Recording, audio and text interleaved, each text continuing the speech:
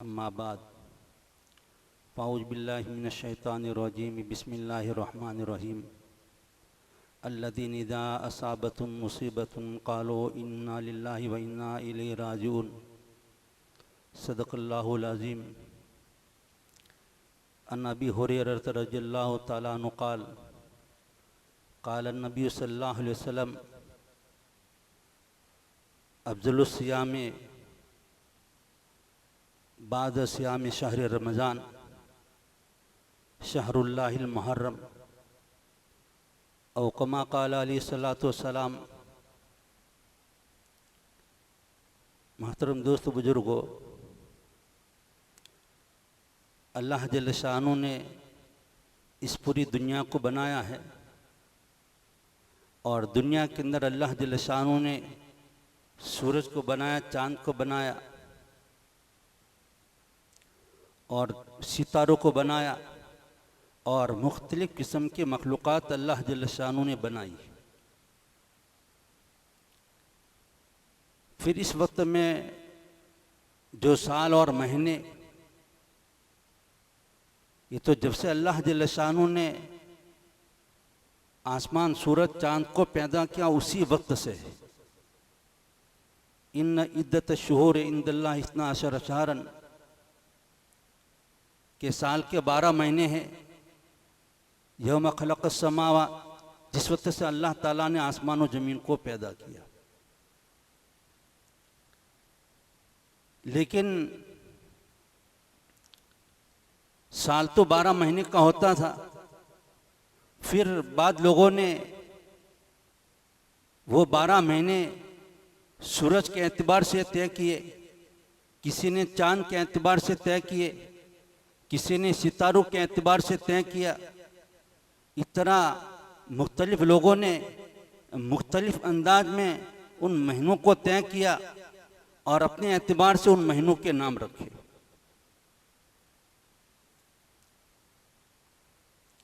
जैसे ईसाई लोग जनवरी, फरवरी वगैरह ये 12 महीने तय किए और गैर मुस्लिम ये चैत्र, इस किस्म के नाम वो रखते हैं। इस एतबार से हर कौम की अलग अलग तारीख है। हज़रत आदम अलैहिस्सलाम जब पैदा हुए, पैदा होने के बाद उस वक्त में 12 महीने थे। लेकिन सन किस तरीके पर हो, तो उस ज़माने में हज़रत आदम अलैहिस्सलाम के पैदा होने के बाद कि हज़रत आदम के 1 साल बाद, 2 साल बाद, 3 साल बाद, इस तरह उसका सन शुमार किया जाता था। इस तरीके पर बाद के अंबिया के ज़माने में भी इसी तरह शुमार किया जाता था। खुद आप सल्लल्लाहु अलैहि वसल्लम पैदा हुए उस वक्त में ईसाइयों की सनिजरी थी, लेकिन इस्लामी तरीके पर कोई साल नहीं था। इसीलिए वाक़े फील के मुतालिक कहा जाता है कि आप सल्लल्लाहु अलैहि वसल्लम के पैदा होने के 50 दिन पहले का वाक़या है। फिर आप सल्लल्लाहु अलैहि वसल्लम पैदा हुए, फिर कहा जाता है कि आप सल्लल्लाहु अलैहि वसल्लम के पैदा होने के इतने साल के बाद का वाक़या है। जैसे तामीर काबा का मसला आया तो ये कहा जाता है कि आप सल्लल्लाहु अलैहि वसल्लम की जब उम्र 35 साल की हुई उस वक्त में, फिर 40 साल पर आप सल्लल्लाहु अलैहि वसल्लम को नबूवत मिली। नबूवत मिलने के बाद में सन नबूवत शुरू हुआ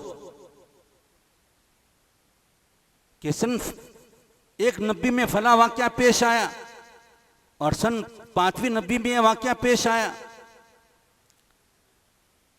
फिर आप सल्लल्लाहु अलैहि वसल्लम ने हिजरत की,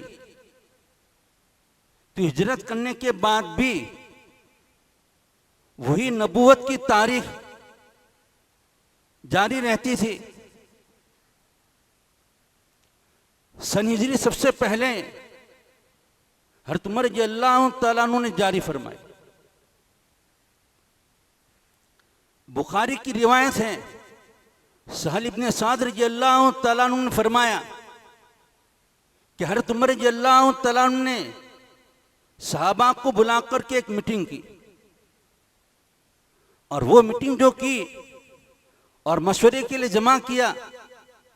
इसके मुतालिक बुखारी के हाशिये में लिखा हुआ है कि हज़रत अबू मूसा अशअरी रज़ियल्लाहु तआला अन्हु ने, जो यमन के गवर्नर थे और खुद आप सल्लल्लाहु अलैहि वसल्लम ने अपने हयाती में यमन के फतह करने के बाद में यमन के दो हिस्से किए थे।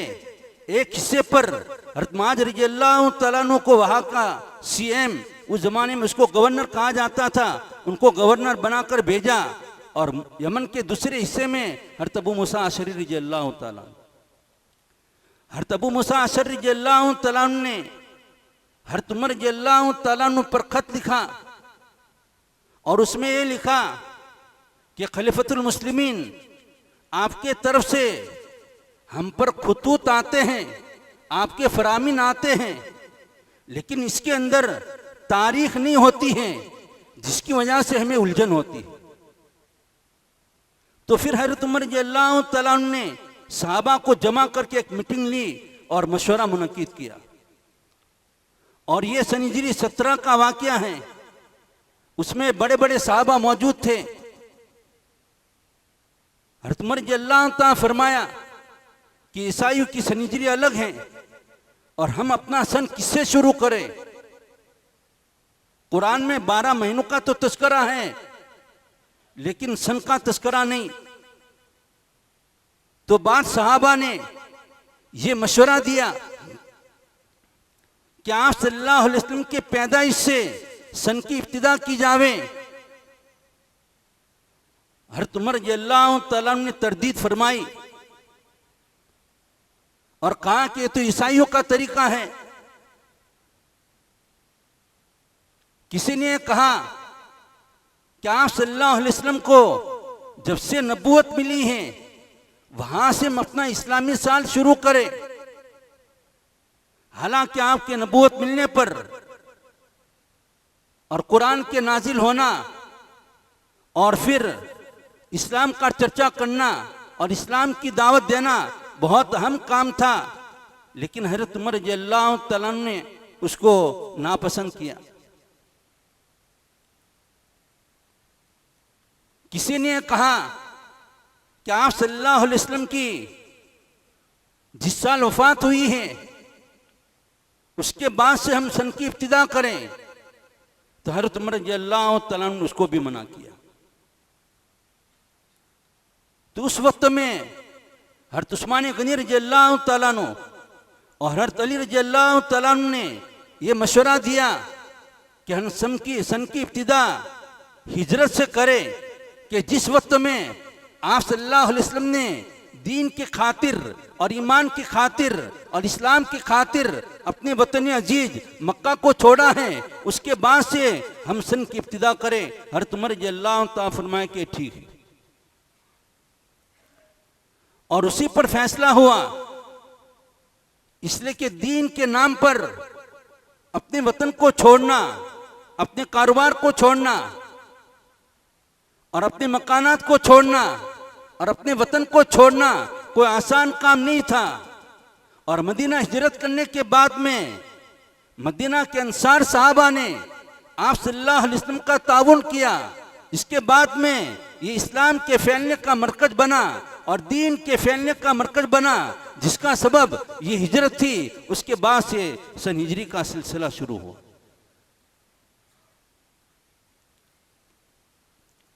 और ये सन हिजरी जो है इसका दारोमदार सूरज पर नहीं है, इसका दारोमदार चांद के ऊपर है। आज मुसलमानों को अक्सर वो तबका है जिनको ये मालूम नहीं होता है कि इस्लामी महीने कौन से हैं, पहला महीना कौन सा है और आखिरी महीना कौन सा है, ये मालूम नहीं है। लेकिन ईसाइयों के जब महीने हैं जनवरी फरवरी, वो उनको मालूम होता है, और दिसंबर की आखिरी तारीख होती है वो उनको मालूम होता है। और जिस वक्त में जनवरी की पहली तारीख होती है उस वक्त में ये मुबारकबादियाँ देते हैं, लेकिन इस्लामी साल शुरू होता है वो मुहर्रम की पहली तारीख से शुरू होता है। इस सिलसिले में अक्सर मुसलमानों को खबर नहीं होती।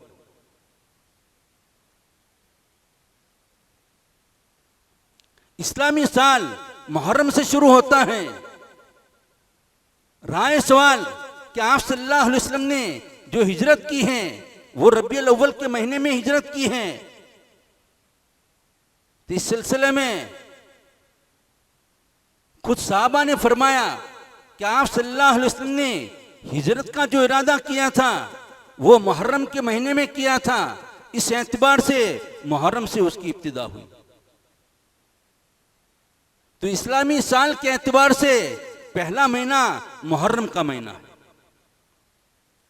और मुहर्रम की फजीलत बहुत पहले से है। और ये 4 महीने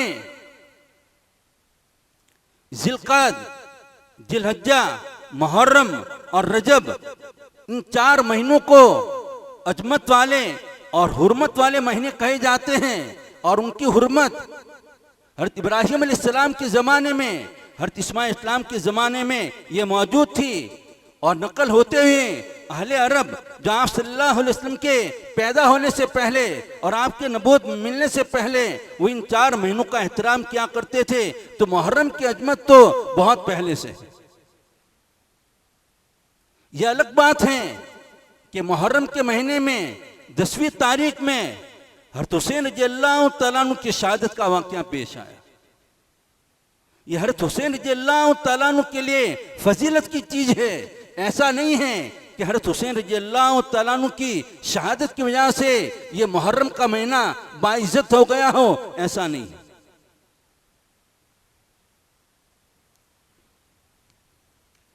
अब ये मुहर्रम के महीने में जो करने के काम हैं असल में सिर्फ एक ही काम करने का है।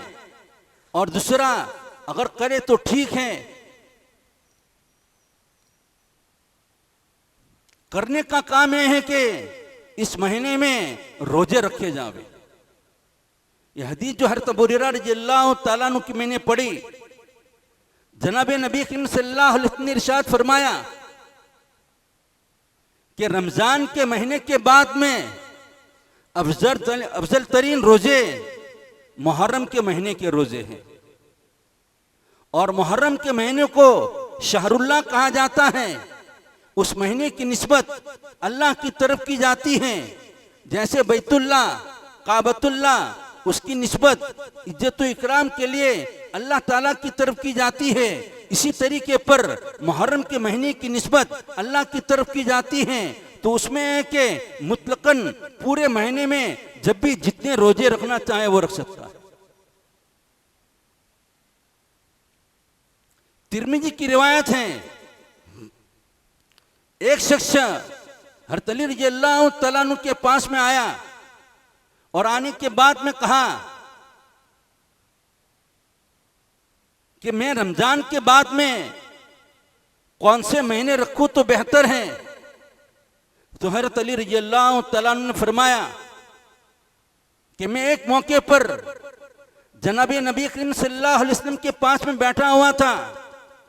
यही सवाल एक सहाबी रज़ियल्लाहु तआला अन्हु ने आप सल्लल्लाहु अलैहि वसल्लम से किया था।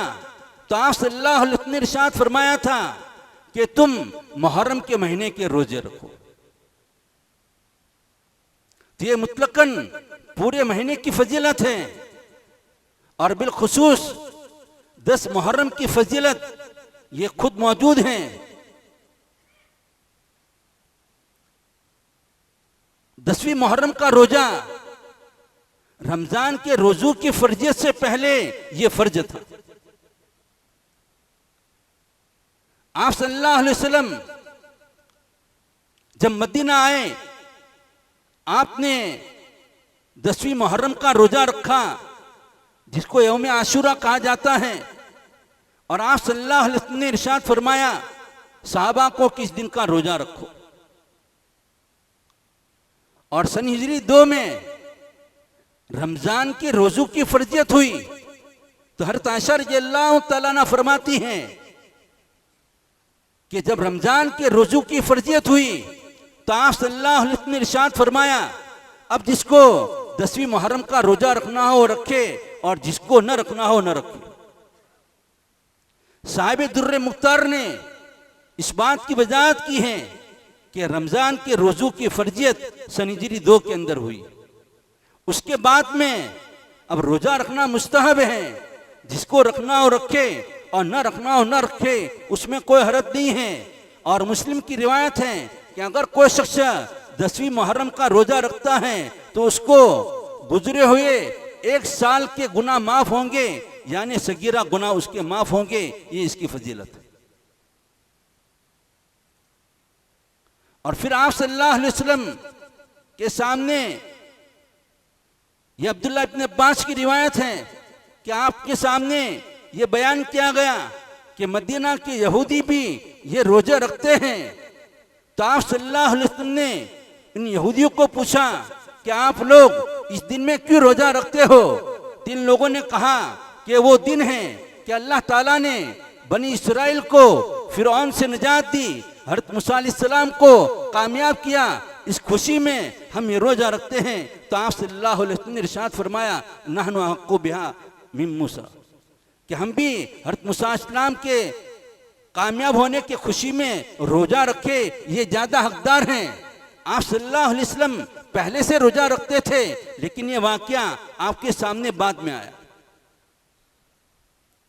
फिर मुस्नद अहमद के हदीस है, आपने इरशाद फरमाया, खालिफुल मुशरिकीन खालिफुल यहूद, कि यहूदी की मुखालफत करना, इसलिए कि यहूदी सिर्फ 10वीं मुहर्रम का रोजा रखते हैं।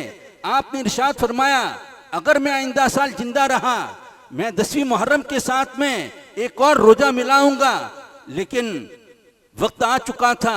इसके बाद वाले मुहर्रम में आप सल्लल्लाहु अलैहि वसल्लम दुनिया से चले गए। और ऐसा आप सल्लल्लाहु अलैहि वसल्लम ने इसलिए इरशाद फरमाया था, कहीं यहूदी ये न समझे कि हम 10वीं मुहर्रम का रोजा रखते हैं और हमारी इत्तिबा में ये मुसलमान भी रोजा रखते हैं, इनकी मुशाबत न हो जावे। इसलिए आपने इरशाद फरमाया था कि 10वीं मुहर्रम के साथ में एक रोजा मिलाया जावे, चाहे 10वीं के साथ में 9वीं का मिलाया जावे या 10वीं के साथ में 11वीं का मिलाया जावे, या आपने इरशाद फरमाया था।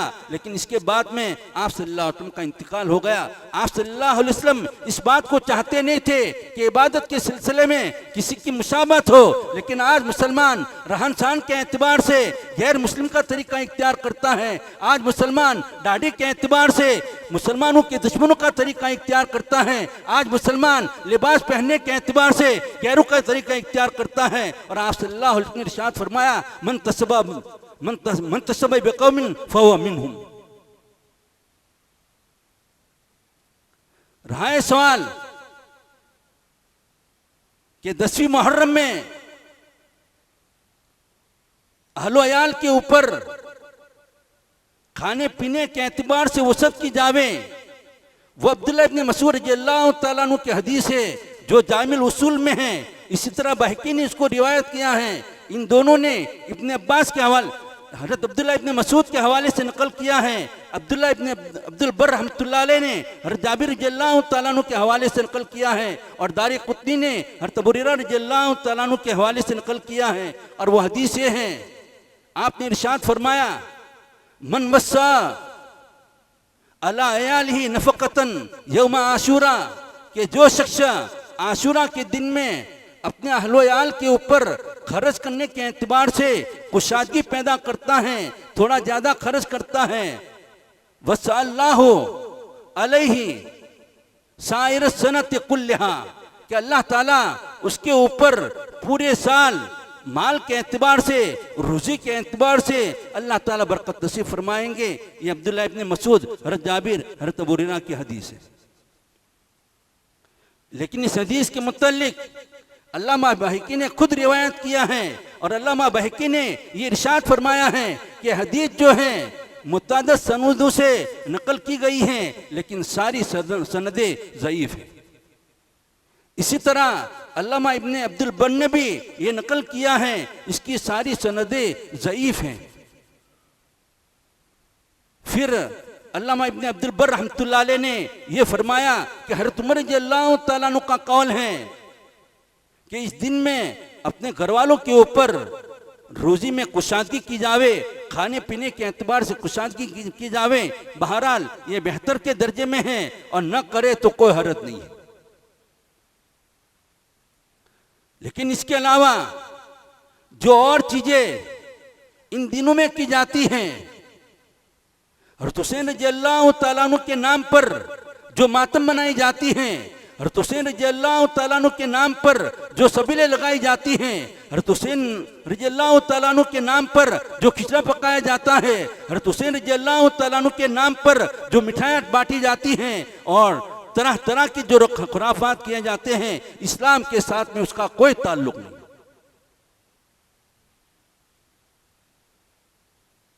और फिर वो जो अपने आप को अहले सुन्नत कहते हैं, वो भी इन खुराफात में मशगूल हैं। और अगर मशगूल नहीं होते तो इन चीजों को अच्छी नजर से देखते हैं, और ये सारी चीजें इस्लाम की तालीमात के खिलाफ हैं। यकीनन हज़रत हुसैन रज़ियल्लाहु तआला अन्हु का शहीद हो जाना हम मुसलमानों के लिए गम की बात है, दर्द की बात है, लेकिन गम के मौके पर क्या करना चाहिए? कुरान ने डंके के चोट कह दिया, अल्लज़ीना इज़ा असाबत मुसीबतुन क़ालू इन्ना लिल्लाहि व इन्ना इलैहि राजिऊन, कि मुसलमानों को जब तकलीफ पहुंचती है, जब मुसीबत पहुंचती है, अल्लाह ताला फरमाते हैं कि मुसलमान को इन्ना लिल्लाहि व इन्ना इलैहि राजिऊन ये कहना चाहिए, न कि गरीबान को फाड़ना चाहिए, न कि सियाह कपड़े पहनने चाहिए। ये सारा तरीका जो है यजीदियों का है।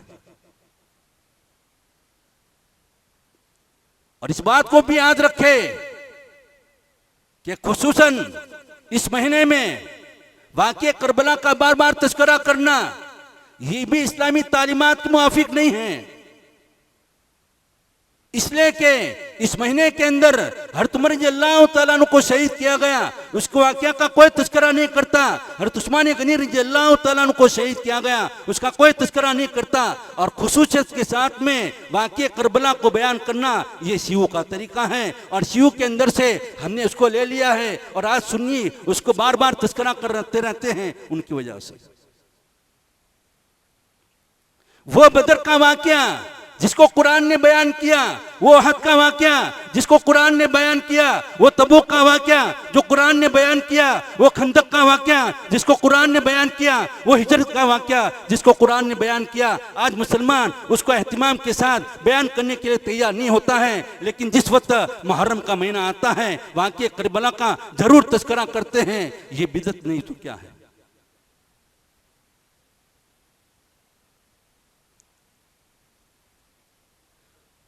ये हज़रत हुसैन हैं, हज़रत हुसैन के चचा हज़रत अली रज़ियल्लाहु तआला अन्हु के भाई हज़रत जाफर रज़ियल्लाहु तआला अन्हु को आप सल्लल्लाहु अलैहि वसल्लम के ज़माने में एक गजवे में शहीद किया गया। और इस तरीके पर शहीद किया गया, झंडा उनके हाथ में था, दाएं हाथ में झंडा था, तलवार मारी गई और उनका हाथ कट नीचे गिर पड़ा, और दूसरे हाथ में झंडे को उठा लिया, उसको मारा गया और वो भी हाथ नीचे गिर पड़ा। इसके बाद में अपने दोनों बाहों के जरिए से वो झंडा अपने हाथ में लिया और झंडे को गिरने नहीं दिया, और किसी ने आकर के पीछे से हमला किया, हज़रत जाफर रज़ियल्लाहु तआला अन्हु को शहीद कर दिया गया। उस मौके पर आप सल्लल्लाहु अलैहि वसल्लम, लड़ाई कहीं और हो रही थी, आप सल्लल्लाहु अलैहि वसल्लम मदीना में थे। आप सल्लल्लाहु अलैहि वसल्लम को वही के जरिए से खबर दी गई कि फला फला दो साहिबी को शहीद करने के बाद हज़रत जाफर को भी शहीद किया गया। और उस वक्त में आप सल्लल्लाहु अलैहि वसल्लम यकीनन इंसान थे, आपकी आंखों में से आंसू जारी थे, लेकिन आप सल्लल्लाहु अलैहि वसल्लम ने सीना को भी और आप सल्लल्लाहु अलैहि वसल्लम ने गरीबान को नहीं फाड़ा। यह हज़रत अली रज़ियल्लाहु तआला अन्हु के भाई हैं, आप सल्लल्लाहु अलैहि वसल्लम के चचाजाद भाई होते हैं। हज़रत हुसैन रज़ियल्लाहु तआला अन्हु के वो चचा होते हैं। आगे सुनो, किताबुल जनाइज में, बुखारी में ये रिवायत मौजूद है कि हज़रत जाफर रज़ियल्लाहु तआला अन्हु की बीवी जिनका नाम अस्मा था, आप सल्लल्लाहु अलैहि वसल्लम उनको तसल्ली देने के लिए घर पर पहुंचे और वहां जाने के बाद तसल्ली दी, वापस आ गए। वापस आने के बाद में किसी साहबी ने आकर के कहा, ये अल्लाह के रसूल सल्लल्लाहु अलैहि वसल्लम हज़रत अस्मा उनके शौहर के इंतकाल पर रो रही हैं, और आवाज़ थोड़ी बुलंद हो गई। आपने इरशाद फरमाया, जाओ उनको समझाओ, उनको खामोश करो। फिर वो साहबी वापस आए, वापस आने के बाद में कहा, हज़रत अस्मा रज़ियल्लाहु तआला अन्हा रो रही हैं, सब्र उनको नहीं आ रहा है। फिर आपने कहा वापस जाओ। हज़रत आयशा रज़ियल्लाहु तआला अन्हा फरमाती हैं, मैं अपने किवाड़ के फटन से देख रही थी। जब तीसरी मर्तबा आया तो आपने इरशाद फरमाया, जाओ उनके मुंह के अंदर मिट्टी डाल दो। आपने ये गवारा नहीं किया कि हर जाफर के शहादत पर घर की औरतें रोवे, बल्कि आप सल्लल्लाहु अलैहि वसल्लम ने तो ये इरशाद फरमाया कि जो शख्स इंतकाल के मौके पर अपने रुसार को पीटे और अपने गरीबान को फाड़े, अपने सीनों के ऊपर सीना को भी करे, फले से मिन्ना, हमारा उसके साथ में कोई ताल्लुक नहीं। आप सल्लल्लाहु अलैहि वसल्लम के सामने बदर का वाकया आया, बहुत सारे सहाबा शहीद हुए, आपने कोई मातम का हुक्म नहीं दिया। वो हद के मौके पर 70 सहाबा शहीद हुए, आप सल्लल्लाहु अलैहि वसल्लम ने कोई मातम का मौका नहीं दिया। और खंदक के मौके पर और बीरे माउना का मौका जो था, बड़ा खतरनाक मौका था। 70 सहाबा जो हुफ़ाज़ थे, जो आलिम थे, उन तमाम को शहीद किया गया। आप सल्लल्लाहु अलैहि वसल्लम निडाल थे, बहुत गमजदा थे, और उसकी वजह से आपने 1 महीने तक कुनूत नाजिला पड़ी नमाज के अंदर, लेकिन सीना को भी नहीं की। और सीना को भी किसने की? हज़रत हुसैन रज़ियल्लाहु तआला को शहीद किया गया। और जिस वक्त उनकी बहन हज़रत ज़ैनब, हज़रत उम्मे कुलसूम को मुल्क शाम को ले जाया गया, तो उस वक्त में यजीद की बीवी हिंदा ने सबसे पहले मातम की, और फिर यजीद ने मातम की है, इसलिए कि यजीद का हज़रत हुसैन रज़ियल्लाहु तआला अन्हु के साथ में रिश्तेदारी है। यजीद इब्ने माविया इब्ने अबू सुफियान है, या हुसैन इब्ने अली बिन अबू तालिब है, और अबू तालिब अबू सुफियान ये भाई थे। और फिर इसके बाद में ये कोई मातम का तरीका नहीं था, और सबसे पहले हुकूमती तरीके पर 431 हिजरी में मौजूद दौला ने बाकायदा तौर पर जो शिया था इसको जारी किया, और उसके लिए फला फला काम किए जावे। उसके इंतकाल के बाद में उसका बेटा इज़्ज़ुद्दौला हुकूमत पर तख्त नशीन हुआ। उसने फिर मुस्तकिल तौर पर औरतों को काले कपड़े, मर्द काले कपड़े पहने, बाल बिखरे हुए हो, और उसके लिए ये गुंबद बनाया जावे, फला बनाया जावे और मातम की जावे हर मस्जिद के अंदर। उसने बगदाद के अंदर उसको राइज किया। ये शिया था, ये सुन्नी नहीं था, ये शियों का काम था। लेकिन आज मुसलमान ये सारे काम करता है और ऐसी जगहों पर खर्च करने को अच्छा समझता है। अल्लाह ताला मुसलमानों को सही समझ नसीब फरमावे। वाक़िर दावाना अल्हम्दुलिल्लाह बिल आलमीन।